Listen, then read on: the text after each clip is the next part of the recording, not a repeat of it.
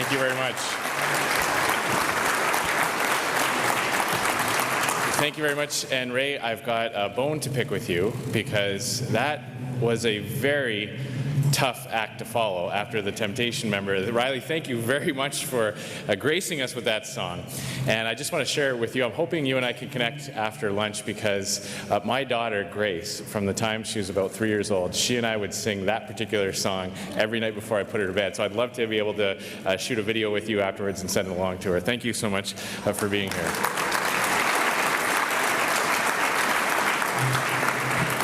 Getting a little emotional while you're singing. Thank you so much. Before I begin with my formal remarks, I do just want to address the decision today on the Trans Mountain Pipeline. And obviously, the Conservative Party is pleased with this decision. However, there still is a great deal of uncertainty as it relates to future court processes that will follow, and still lack of a clear plan to get it built. We called on the Liberal government months ago to fast-track all judicial references to the Supreme Court so that investors can finally get clarity around getting big projects built.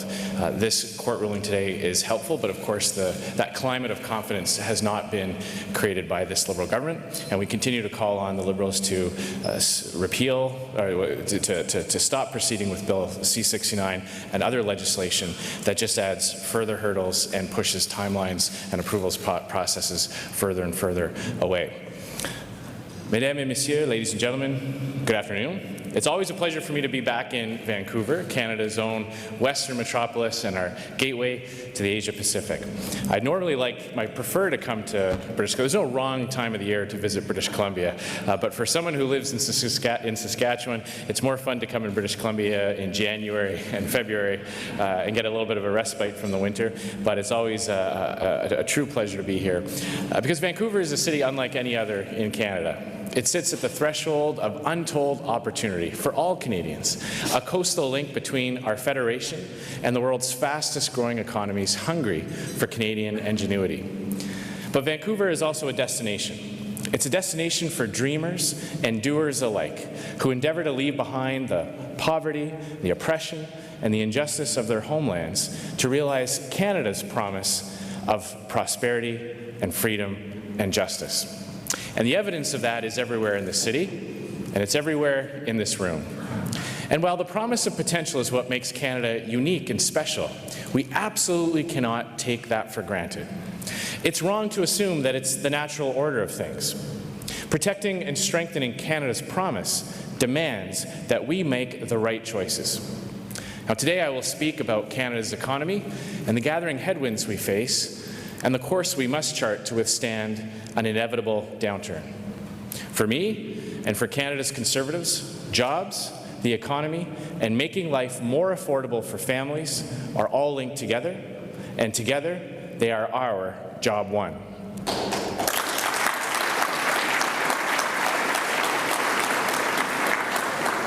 Justin Trudeau aime dire aux Canadiens que ça n'a jamais été aussi bien. Mais ce n'est pas ce que j'entends quand je parle avec Canadiens. Ils se vantent des chiffres sur l'emploi, du ratio dette-PIB, des statistiques commerciales, le genre de chiffres qui montent et qui descendent sans arrêt. Mais la vérité derrière les chiffres raconte une autre histoire. The reality behind all those figures and data points tell another story.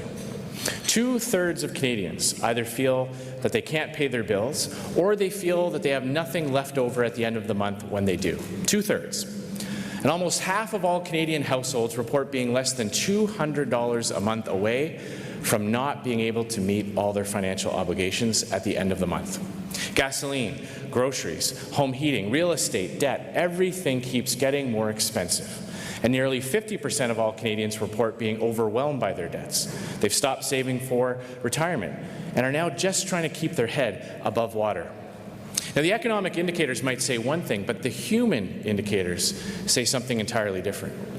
People are only barely getting by, and they're definitely not getting ahead. So we must ask ourselves, what good is a supposedly strong economy if hard-working people aren't benefiting from it? Canada must be a place where no ambition is too big, where no dream is out of reach, and where no government will stand in the way of people working hard to get ahead.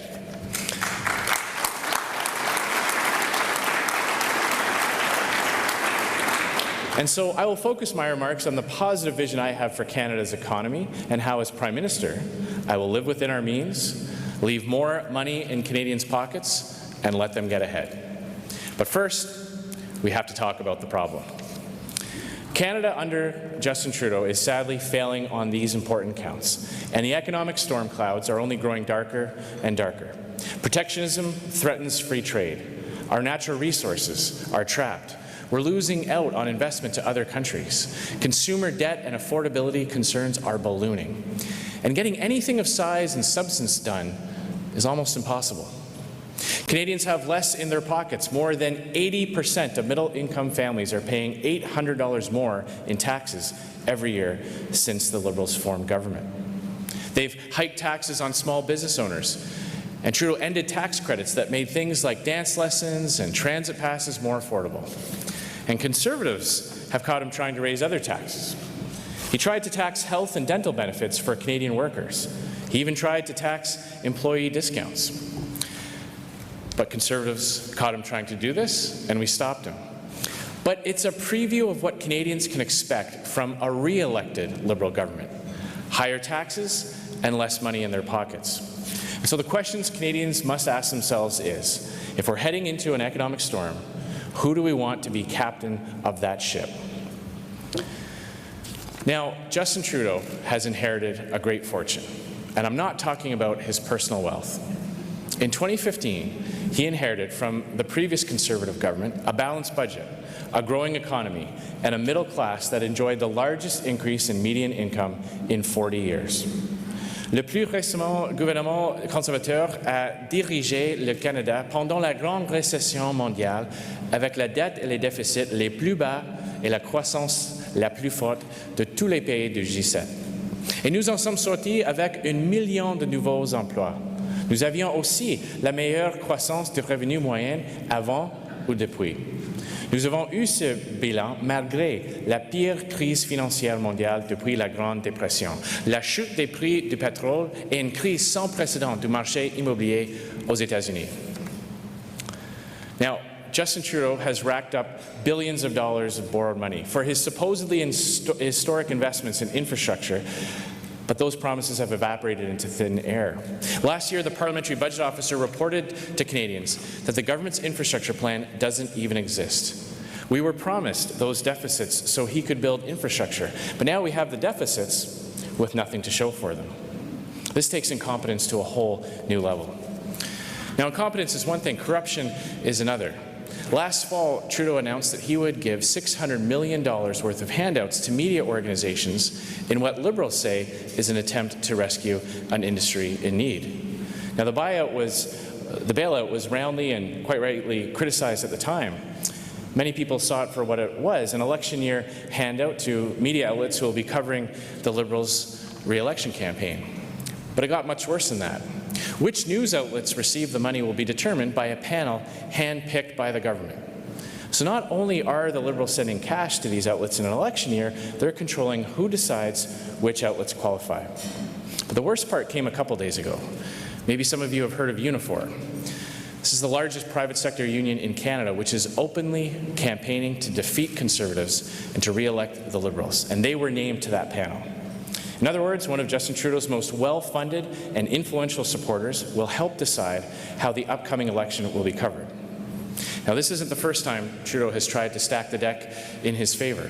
He's put limits on what opposition parties can do before the election, and he continues to allow Liberal-friendly foreign interests to influence Canadian elections. So Canadians need to be very vigilant about this and ask themselves, if he's done all this in the first term, what might he do in a second? And when we're talking about what he might do in a second term, we need to think about those deficits as well. By the end of this year, the Liberals will have added $71 billion to the national debt with little to show for it. And the share for each Canadian family of that colossal $705 billion millstone is more than $50,000 apiece. And the cost of servicing that debt will rise 40% to $34 billion in just a few years, almost the same as the federal government spends on health care. Now, with all due respect to those of you who may work in the financial sector, some may call that $35 billion an interest payment. But in reality, it is a spending cut, a $34 billion spending cut. So the next time a Liberal tries to scare you with supposed conservative spending cuts, and you can mark my words, they will, just remind them of the track that they've put us on. After I spoke in Toronto recently, Bill Morneau scrambled to the microphones and cameras faster than I'd seen him do in a long time. And he spoke of having crunched numbers and then made all kinds of false claims about our plan.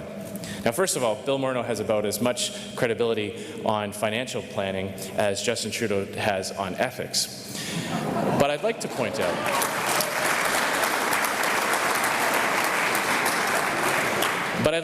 out that he hasn't crunched a number that hasn't been written in red ink in over 4 years. And worse, he has no plan to return back to balanced budgets.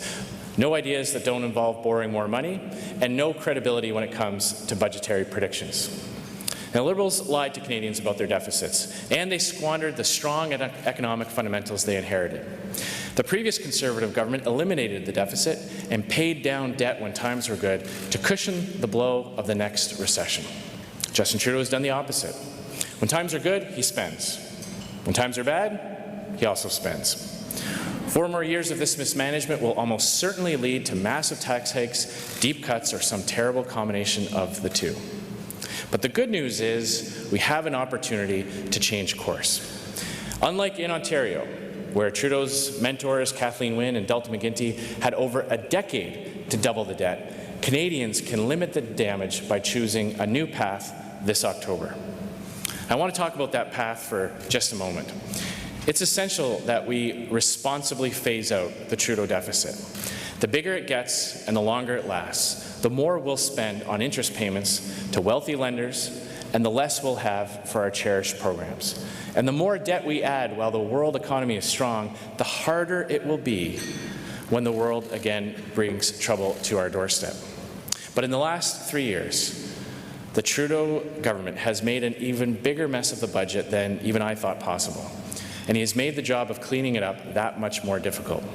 When I became leader, he was only a year into his deficit spree. Now, since that time, his spending has become even more reckless. In fact, since 2017 alone, he has announced new, previously unbudgeted spending of $79.5 billion. All of this has made it impossible for anyone to immediately and responsibly balance the budget in the very short term. Even the most optimistic projections don't have the Liberals balancing the budget for 20 years, meaning the Liberals would add to the debt every year for the next 2 decades.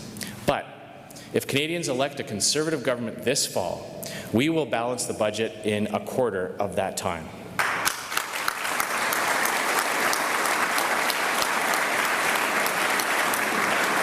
To be clear, my platform will have a fully costed and independently vetted fiscal plan that will get Canada back into the black, one that eliminates waste, slows spending growth, and phases out the deficit in the medium term.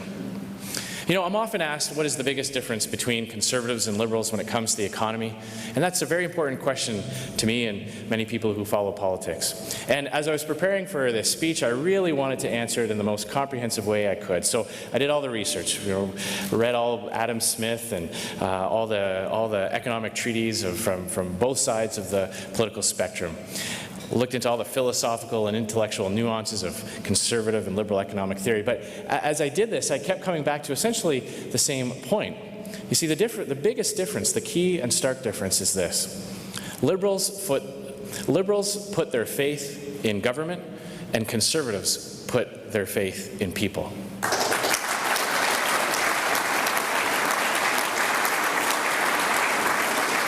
It really is that simple. The fundamental flaw in liberal economic thinking is that they believe they can spend your money better than you can. That government is the answer. That government creates wealth. That's why the Liberals are taxing you at the pumps and then giving that money to a billion-dollar company to purchase new refrigerators. And with gas prices being what they are here in Metro Vancouver, that is particularly galling. C'est pourquoi les libéraux ont annulé le crédit d'impôt pour le transport en commun, mais donnent au gouvernement chinois 250 millions de dollars pour construire des routes et des ponts. That's why companies like Bombardier and Loblaws and SNC-Lavalin seem to have the Prime Minister's office on speed dial, but small business owners and risk-taking entrepreneurs are taxed half to death. And then they're called tax cheats for good measure. Liberals believe they are smarter than you. I reject that. A dollar in the hands of the person who earned it is always better spent than a dollar in the hands of the politician who taxed it.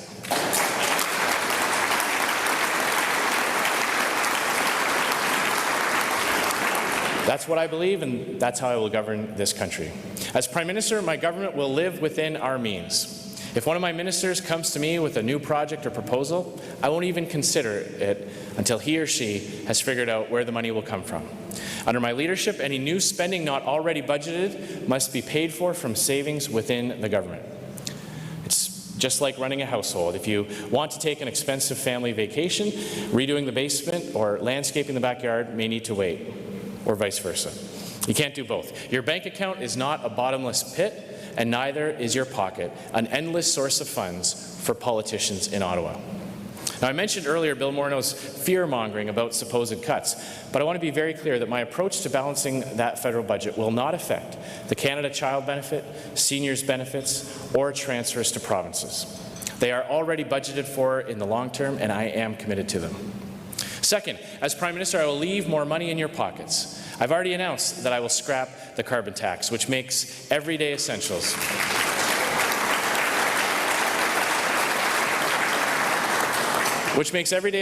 like gas and groceries more expensive, while giving Canada's largest polluters a massive break. I will go further. I will also remove the GST from home energy bills and make parental benefits tax-free. Now, I spoke with one mom in Ontario who told me that Service Canada withheld 10% of her maternity and parental benefits, and she still got hit with an $1,800 tax bill when she filed. She had to pay on top of all the money that was already being withheld. And she could have put that money towards anything, buying a car seat or diapers for the baby, but instead, it went to the government. C'est le genre de mesures d'économie d'argent que les Canadiens et les Canadiennes peuvent attendre s'ils élisent un gouvernement conservateur cet automne. Parce que j'en ai assez de les voir lutter pour vivre selon leurs moyens en payant des impôts à un gouvernement qui ne veut pas vivre selon les siens. Ce n'est tout simplement pas juste. And third, as Prime Minister, I will let you get ahead and let big projects get built again. You know, the LNG Canada investment here in British Columbia only proceeded because it was given an exemption from the carbon tax. I will repeal these kinds of punishing taxes and regulations that hold back our natural resource sector and support building the projects and pipelines we need to get our energy workers back on the job. It's worth noting, though, that the money that we will spend on infrastructure dollars will go on towards actual infrastructure. The roads, railways, ports, and I know the Vancouver Port Authority is here, and all the great work that you do ensuring that Vancouver is that gateway not only to other markets but also a source of so much prosperity going all throughout the country. Those are the types of real infrastructure projects that our government will focus on to help everyone get ahead.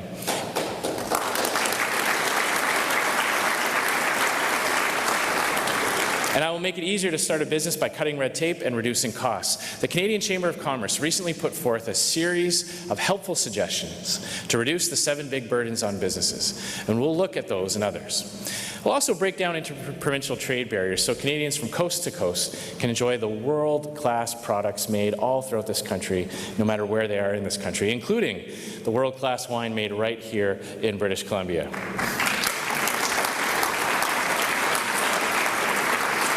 In Ontario, the government liquor stores have more selection from Portugal or South Africa than British Columbia, and that's ridiculous. I was actually in the LCBO a few weeks ago, and I had some friends over. I wanted to have a bit of a selection from all across Canada. So I asked the person who worked there where I could find, what part of the store I could find the BC wines. And he said, if you're looking for BC wines, you got to go to British Columbia. And I thought that was shameful. We should be able to trade freely within our own country before we go out talking about free trade with other countries. It's essential that we get it right here at home first. When it comes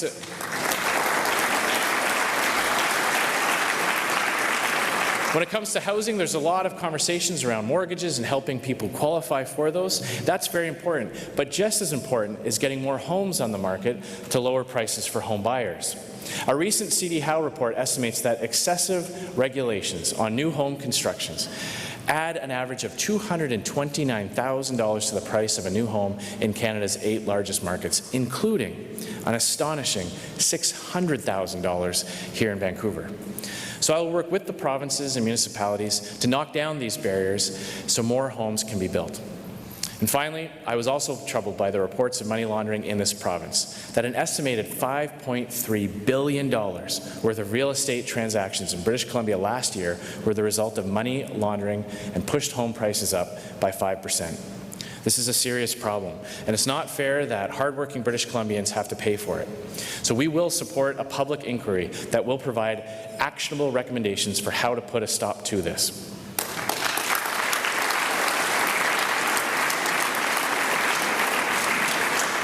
So ladies and gentlemen, I want to thank you very much for your attention here this evening. I know I'm standing between you and lunch. That's always a very dangerous place for a guest speaker to be. Mais j'espère que je vous ai montré aujourd'hui combien l'économie de Trudeau ne fonctionne pas pour les citoyens. Elle fonctionne pour certaines personnes, comme les amis de longue date du Parti libéral, bien connectés et bien nantis. Mais ce pays ne devrait pas être celui de ceux qui sont déjà dans une bonne situation. I'm running to be Prime Minister for the people who just need a break. The people who are doing everything right, going to university, getting a good job, working hard, paying their bills on time, but who still can't seem to get ahead in life, whose hopes and dreams keep getting further and further away. Canada should be a country of yes.